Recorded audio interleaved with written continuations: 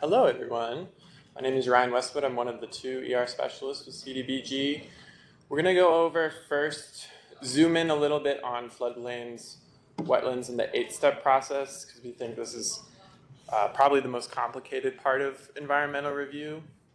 Then Hannah will come up here. We're going to zoom out a little bit to the whole process. And then after that, I'll go through the documentation that's required, and then we're going to talk about some updates that we've made this year, in addition to what you already heard yesterday. So yeah, let's go ahead and get started. So why is flood-conscious development really important? Some of you may have heard about the Guadalupe floods in mid-Texas recently, and there was a lot of press about Camp Mystic, where 27 young people unfortunately lost their lives in a really preventable event. So you can see on the map here, most of those domicile cabins, in addition to some of their other buildings, were located knowingly in the floodway, particularly without an escape route for these buildings here. So we don't have catastrophic floods like that in Missouri so much because we don't have the topography for really strong flash floods, but it's still really important because you're going to be paying for those damages at the end of the day. There's two full exemptions from the entire process. Okay, so the first is that obviously if you're at a CENST or an exempt level of review, you don't need to go through this process. You won't even see it in your packet, so you don't have to worry about memorizing that. The other exception, blanket exception, is open space or preserved space. This would be something like waterfront park or potentially a wetlands protection development. In those cases, you would need to have a permanent covenant or some kind of comparable restriction placed into the deed that prevents future development on that property. Okay.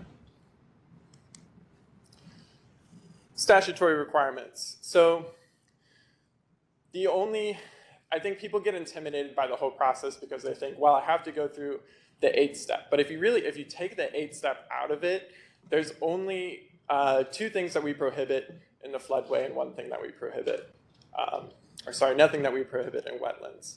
So floodway activities are fully prohibited. Those are in that red zone that we saw earlier. Unless there's, like I said, a permanent covenant or restriction in place. It could be a functionally dependent use. This would be something like a wastewater treatment plant or a bridge over the waterway. And utility lines, or they use the word like linear infrastructure. Okay.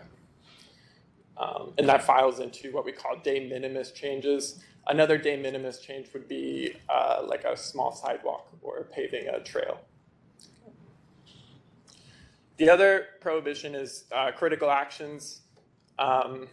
They can be in the floodway, but they have to be flood-proof to the higher of the 500-year floodplain, or what we call BFE +3. That's going to be, I'm going to say BFE or base flood elevation a few times here. When I'm saying that, I'm just referring to the 100-year floodplain. Okay, it's a little lower, 500-year floodplain. You are never fully prohibited from developing in wetlands unless you consult with Army Corps and they tell you you can't do that. What documentation do you need? We're looking for a floodplain map. Okay, in April of last year, it's still a relatively new rule. HUD implemented this higher standard, which raised your requirements from that BFE or that 100-year floodplain up to this 500-year floodplain. Okay. A lot of communities don't have that 500-year floodplain map, though, particularly in Missouri, in rural areas. So we've gone ahead and put together a priority list of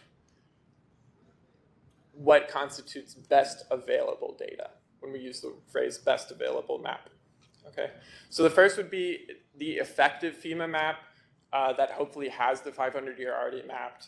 An example of this would be Jefferson City. Or a preliminary FEMA or a SEMA map mapped with the 500-year floodplain.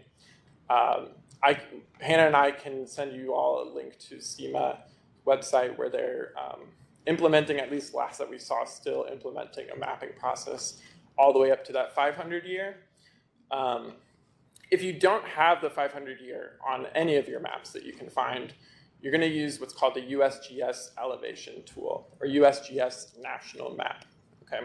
And that's going to allow you to take one point and click there, and take another point and click there, and it'll tell you how much elevation you're rising by, okay? So in those cases, we compensate for not having the 500-year floodplain by adding 2 feet to the 100-year floodplain using that USGS tool. For the wetlands, you'll use the NWI mapper from Fish and Wildlife Service. It's important to note here too, when we use the word wetlands, we're talking about something different than what DNR is talking about when they're talking about like water pollution control.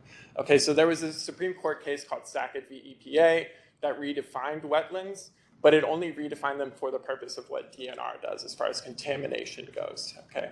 The HUD definition is still separate, and it's indicated by having hydric soil or other like hydrophilic features. You almost always see like cattails in a wetland, for example. Sometimes you'll get some inaccurate maps, particularly for wetlands. You should not just look at the map and say, okay, I have to call Army Corps, because you may see, like in the case of our model project, where we proposed this hypothetical addition to the Truman Building, it shows a wetland coming right across the front of the building. But as all of you know, walking up to the building, that wetland is not there. It does not exist. Okay, so we would just need a photo of something like this saying, look, there's no wetland here. There's no hydric or hydrophilic features. All right, so now we'll move to the 8th step. The 8th step is required in 3 situations. So the first is for really any action in the 500-year floodplain. It would also be critical actions there's a slightly higher standard. It's whichever is higher out of the 500-year floodplain, or the 100-year plus 3 feet instead of 2, which is what you would use for non-critical. And it also applies to any action that's in the floodway that we didn't already prohibit earlier in the process, okay? So this would be like your functionally dependent uses, your waterfront parks, things like that still need to go through 8th step. Step 1 is what you'll do as part of your analysis, determining that you need to go into the 8th step in the first place. Step 2 would be your early public notice. This needs to be posted for 15 full days in a newspaper or in a government website, and also mailed to the relevant consulting agencies. This would be if you consulted with Army Corps. Army Corps is going to want to see your early public notice. Okay. Step 3 is evaluating alternatives. Hopefully you've already developed these alternatives earlier in the process, but maybe you don't have one yet that's outside of the floodplain or outside of that wetland. In those cases, we would need that additional alternative. Step 4, identifying the impacts. This includes both direct impacts and indirect impacts. Okay, there's nothing enforceable here. It's really your narrative. But just keep in mind that civilians have the right to, request access to this document. And so that's going to be your main audience for those. All right. Step 5 is practicable mitigation. If you go to Title 24, Part 55.20E in the federal regulations, this is going to give you a list of FEMA guidance for mitigation options far more detailed than either Hannah or I could give you.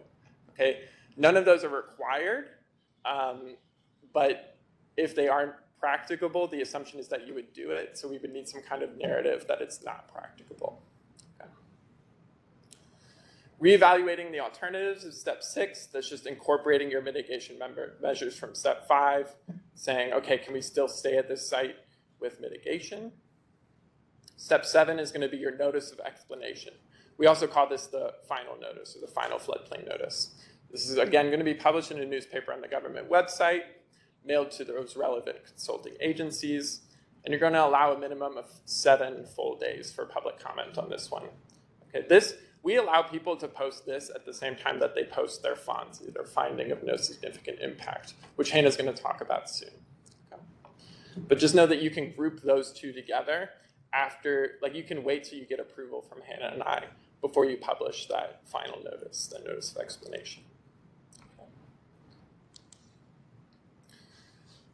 There's two exceptions or types of exceptions to the 8-step process.